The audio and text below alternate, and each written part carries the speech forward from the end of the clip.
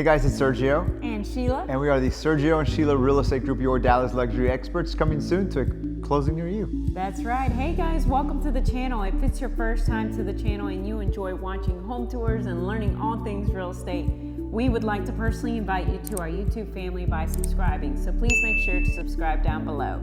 All right guys, today we're in the Midway Hollow neighborhood of Dallas, Texas. We're only about 25 minutes from downtown Dallas, about 30 minutes from DFW Airport, and about Love Field Airport's only like 10 minutes away. So that being said, Sheila, give us more information about this one. Yes, this is built in 2024 by the Avant Group Custom Home Builders.